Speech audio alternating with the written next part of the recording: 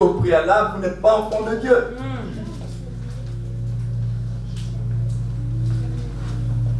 C'est que vous avez l'Esprit de Dieu en vous. Il joue un rôle important, le Saint-Esprit. Il atteste, confirme qu'on est de Dieu.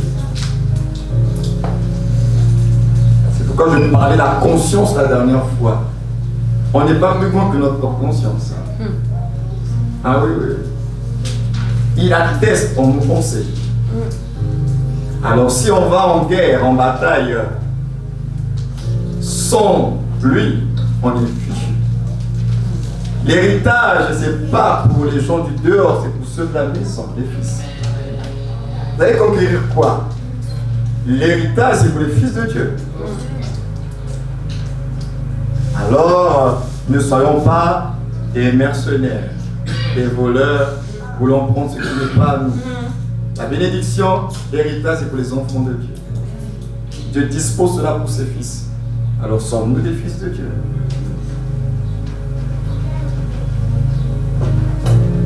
Donc on a déjà parlé de sa l'homme intérieur, c'est votre esprit qui est régénéré. Et dit qu'il a repris vie. C'est ça l'homme intérieur. Donc on voit les caractéristiques en première partie de l'homme intérieur. Certaines caractéristiques.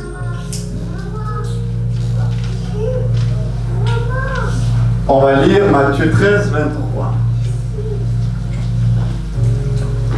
Matthieu 13, 23.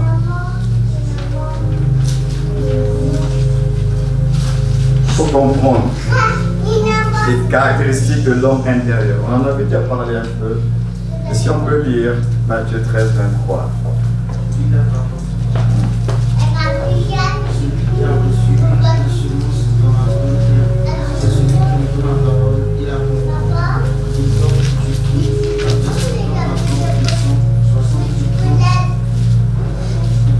Amen. Souvenez-vous que je vous avais dit que l'esprit, notre esprit humain, il est le contenant de Dieu. Il est la terre d'investissement de Dieu. Dieu investit tout dans notre esprit. Tout ce qui concerne votre vie, votre destinée, Dieu a placé cela dans votre esprit. Il ne va pas faire quelque chose de nouveau parce que c'est déjà en vous. Au fur et à mesure que vous marchez avec le Seigneur, comme on le partageait un peu avec mon épouse cette semaine, les choses s'activent. Mais c'est déjà en vous. Dieu a déjà tout placé dans votre esprit. Donc, le seul lieu où la parole de Dieu peut se développer et produire des fruits, c'est dans votre esprit. C'est pourquoi lorsque nous prêchons la parole de Dieu, ce n'est pas une connaissance intellectuelle. La parole de Dieu, c'est la nourriture de votre esprit. Votre homme intérieur a besoin de la parole de Dieu. Donc, quand on prêche, c'est pour votre esprit. C'est pas pour autre chose. La prédication, l'enseignement, ce n'est pas pour avoir juste de la connaissance. Ce n'est pas psychologique. C'est pour votre esprit. Votre esprit a besoin de la parole. C'est pourquoi il dit que mes paroles sont esprit et vie. La parole est esprit pour votre esprit. Donc on ne vient pas dans un culte, dans un temps d'enseignement juste pour avoir de l'information comme si on allait à l'école. Ça, c'est par rapport à votre esprit. Le culte, la vie chrétienne, c'est par rapport à votre esprit. Tout ce que nous faisons en tant que chrétiens, c'est par rapport à votre homme intérieur. Parce que la Bible dit que nous ne nous connaissons pas selon la chair. Si on est ici ensemble, c'est à cause de l'esprit. Parce qu'on est des enfants de Dieu. On ne se connaît pas selon la chair. Beaucoup d'entre nous ici, on ne se connaissait pas selon la chair. On se connaît selon l'esprit parce qu'on est devenu en Christ. C'est le fait d'être en Christ qui nous a fait rencontrer. Or, on est des créatures, des enfants de Dieu. Donc, dans la chair, on ne se connaissait pas. Donc, notre trait d'union, c'est parce qu'on est des enfants de Dieu. Donc, tout ce que nous faisons, ce n'est pas un truc charnel. C'est spirituel. Dieu est esprit. Il faut que ceux qui l'adorent, l'adorent en esprit et en vérité. Le culte est spirituel. La vie chrétienne est spirituelle. On ne se connaît pas selon la chair. Il y a des gens selon la chair qui n'allaient peut-être pas marcher ensemble. Mais en Christ, il n'y a plus de barrière sociale et tout ce qui va avec parce que nous sommes devenus un. Membres de la même famille. C'est parce qu'on est en Christ. Mais quand on n'est pas en Christ, il y a des barrières. Parce qu'il y a des gens qui ne pourront pas marcher ensemble. S'il faut écouter seulement notre chair, il y a des gens qui se regardent, moi là, me connaissant à l'époque comme j'étais là, je ne peux pas traîner avec X ou Y personne. Ça, c'est le langage de notre chair. Mais on est ensemble. L'église, c'est un rassemblement d'hommes et de femmes venus d'horizons différents, de conditions sociales différentes, de cultures différentes. Mais on est ensemble et on s'appelle frères et sœurs. C'est ça la grâce du salut en Jésus. Alléluia. Donc frères et sœurs, c'est spirituel tout ça. Nos rassemblements, nos rencontres, tout doit être, en fait tout est spirituel. C'est parce que vous ne le réalisez pas. C'est spirituel. Donc quand nous prêchons, quand vous venez à une réunion chrétienne, c'est pour votre esprit, votre homme intérieur. Il a besoin de la parole de Dieu. Donc dorénavant, quand vous devez lire la parole de Dieu, ne vous dites pas c'est juste un devoir comme ça. Votre homme intérieur a besoin de la parole, c'est sa nourriture. Votre homme extérieur, vous lui donnez le petit déjeuner le matin. Vous mangez à midi. Pour les plus jeunes, ils ont le goûter, le soir ils mangent. Mais votre homme intérieur, il doit manger aussi. Parce que vous n'imaginez pas le rôle qu'il joue dans votre vie pour vous permettre de conquérir le reste de votre être. Alors, s'il n'est pas bien nourri, s'il n'est pas bien entretenu, la conquête ne va pas bien se faire. Parce que l'homme intérieur, il faut en prendre soin. Comment vous allez vaincre l'âme et tous les problèmes du corps si l'esprit n'est pas pris au sérieux? C'est là où l'esprit va être frustré en vous. Alors que c'est le moyen par lequel Dieu nous a donné pour pouvoir conquérir. Vous n'allez pas le faire par vos efforts, ça ne sera pas possible. Mais c'est par la force de l'esprit. Alors quand vous négligez la parole de Dieu, vous ne méditez pas, vous ne l'étudiez pas, de temps en temps vous lisez comme ça la parole de Dieu, sachez que vous vous mettez en danger vous-même. C'est votre propre santé, hein? Ah oui? C'est pourquoi on a dit comme des nouveau-nés, cherchez le lait spirituel qui est la parole de Dieu. Normalement, la quête et la recherche de la parole de Dieu doivent devenir instinctivement en nous. Je suivais un documentaire, c'était il y a quelques jours, il y avait une maman, c'est Léopard, je crois, Léopard Panthère, elle a donné naissance à deux petits. Ils sont nés, ils sont aveugles. Mais ils disent qu'instinctivement, bien qu'ils naissent aveugles, mais ils réussissent à trouver le chemin du sein maternel. Ils sont aveugles. Mais il y a quelque chose qui les pousse à trouver dans cet état d'aveuglement-là le sein maternel pour se nourrir. Ça, c'est le monde naturel qui nous enseigne cela. Maintenant, nous, on dit à des enfants de Dieu, on n'aime pas la parole de Dieu, il y a un problème. Et moi, je suis désolé, peut-être que les choses seront crues, mais je suis obligé de vous dire la vérité selon les Écritures. Si tu n'aimes pas la parole de Dieu, c'est que tu n'es pas un enfant de Dieu. C'est tout. Parce que tu ne peux pas être un bébé en Christ et tu n'aimes pas le lait. Tout bébé aime le lait. Alors, si tu es un bébé et que tu n'aimes pas le lait, soit tu es malade. On devrait normalement, nous qui prétendons être des enfants de Dieu, aimer la parole de Dieu. Un chrétien qui n'aime pas la parole de Dieu, il faut que tu te poses la question si réellement tu es né de Dieu. Parce que la nature elle-même nous enseigne que ces êtres-là, ces créatures-là, ces animaux, eux cherchent le lait. Maintenant, toi tu dis que tu es né de Dieu, tu ne cherches pas le lait. Lui-même il dit cherchez comme des nouveaux-nés.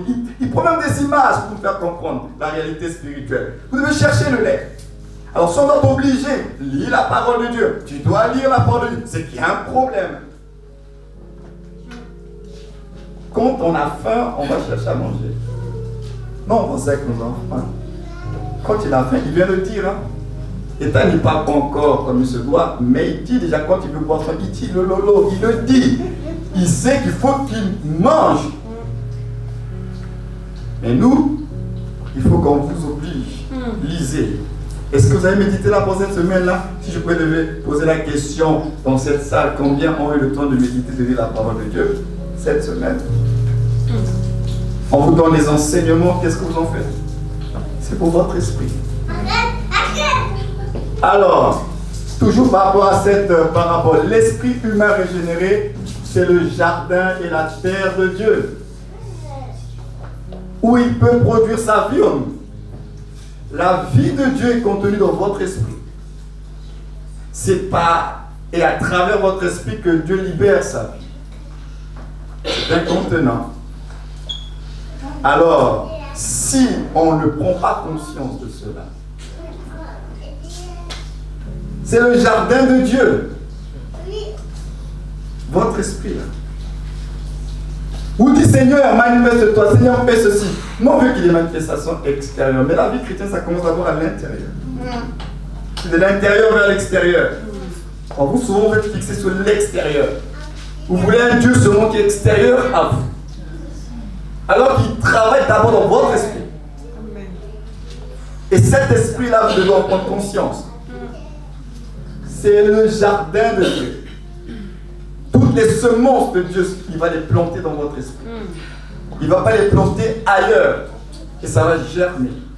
Toutes les bénédictions de Dieu commencent dans les lieux célestes, dans votre esprit. Parce que votre esprit est dans les lieux célestes. C'est ce que dit la Bible. Votre vie est cachée en Christ, en Dieu, dans les lieux célestes. Or, la Bible dit quoi dans Éphésiens? Il nous a bénis de toutes sortes de bénédictions dans les lieux célestes. Nous sommes bénis, la bénédiction est dans votre esprit. Les choses que vous voyez physiquement, ce ne sont que des résultats, des conséquences de la bénédiction qui se trouve dans votre esprit. Alors, l'esprit régénéré dans ce qui est bon à savoir que notre vie nouvelle est dans notre esprit. On insiste là-dessus. La vie nouvelle est dans votre esprit. C'est pourquoi on dit que si quelqu'un est en Christ, il est une nouvelle création. Pas parce que physiquement tu as changé, c'est au niveau de l'esprit. Donc la vie nouvelle, c'est dans votre esprit. C'est votre esprit qui est la nouvelle création. C'est votre esprit. Donc vous êtes fils de Dieu par rapport à votre esprit. Vous êtes hérité de Dieu par rapport à votre esprit. Vous priez Dieu au moyen de votre esprit. C'est l'esprit qui est le siège de votre nouvelle vie. Donc c'est pourquoi la vraie compréhension des choses de Dieu, c'est dans l'esprit. L'homme animal ne comprend pas les choses de Dieu. Mais votre esprit, c'est par lui que nous avons la vraie compréhension des choses de Dieu. Mais si on ne le nourrit pas bien, comment on va comprendre? Comment? Ça va être du charabia. Si on ne s'entraîne pas, si on ne demeure pas dans cette atmosphère, dans cet environnement, comment on va saisir et capter? Et ça, vous le savez, et on le répétera jamais assez, le Saint-Esprit que nous chantons, ça demeure. C'est votre esprit. Il n'est pas ailleurs, il n'est pas dans vos poumons, il n'est pas dans le dos, il est dans votre esprit. Et quand on dit que vous êtes le temple du Saint-Esprit, c'est de votre esprit d'abord que l'on parle. Parce que votre esprit est dans le corps, mais c'est d'abord votre esprit. C'est lui qui est le temple. Et quand la Bible dit que vous êtes une habitation de Dieu en esprit, c'est votre esprit, qui est la maison de Dieu. Donc, imaginez un peu qu'il est le seul organe en nous qui est capable de contenir toute la divinité. La Bible dit que le ciel, la terre ne peuvent contenir la gloire de Dieu. Mais votre esprit peut contenir la gloire de Dieu. C'est incroyable que ce Dieu si grand, si immense, arrive à tenir dans votre esprit. C'est un mystère, mais Dieu vit dans votre esprit. Alors quand on dit que nous sommes assis dans les lieux célestes, on est en Dieu, ça ne vous pousse pas à méditer là-dessus. Cessons d'être des chrétiens où on lit juste pour lire, mais sachons apprécier les vérités des Écritures. La Bible dit que votre esprit est en Christ, il est en Dieu, dans les lieux célestes. Donc votre esprit, c'est lui qui prend part à la nature divine. C'est lui qui est dans les cieux. C'est lui qui a les prémices de ce que nous vivons. C'est l'esprit. Il goûte déjà à ça. On le dit comme ça naturellement. On va s'approcher du trône de la grâce. Vous vous rendez compte de ce que ça signifie? Vous approchez du trône de la grâce. On le dit comme ça, on peut, c'est ce que ça veut dire. Mais c'est grand, c'est énorme. S'approcher, ça veut dire que nous nous approchons de Dieu en esprit. De Dieu en esprit.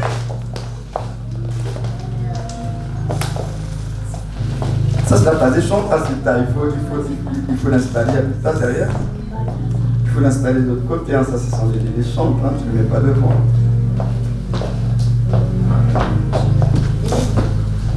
Trouver la place de l'autre côté. Hein. Voilà. Donc, c'est ça le problème. Moi, j'ai envie que notre vie chrétienne cesse d'être une vie chrétienne comme si on était des touristes seulement. Dieu s'est arrangé à faire des affirmations fortes. Ce n'est pas juste pour décorer les Écritures. Vous dites, et nous le disons, on va s'approcher de Dieu maintenant. Vous réalisez ce que ça veut dire? Bon, on va rentrer dans la présence de Dieu. Vous réalisez ce que ça veut dire? Le trône est là, on va s'approcher du trône. Est-ce que nous réalisons? Pourtant, c'est vrai. Mais est-ce que nous réalisons cette vérité? Que grâce à Jésus, le chemin est ouvert. Et que le trône de grâce, nous avons accès à cela. Est-ce que nous réalisons cela? On s'est tellement habitué, on a banalisé cette affaire de prière et de Dieu. Alors que c'est quelque chose qui doit nous travailler. Le trône est au milieu de nous. Et Dieu n'est pas en colère parce que la grâce est là. À cause du sang de Jésus. On s'approche de Dieu comme ça, là, comme si c'était quelque chose de normal. Non, c'est pas normal. C'est une grâce que de prier. C'est l'honneur qu'il nous fait. Ce n'est pas une habitude. Tout le monde n'a pas cette opportunité-là. Frères et sœurs, votre esprit, c'est lui qui s'approche de Dieu. Il faut en prendre soin. Le Saint-Esprit habite dans votre esprit.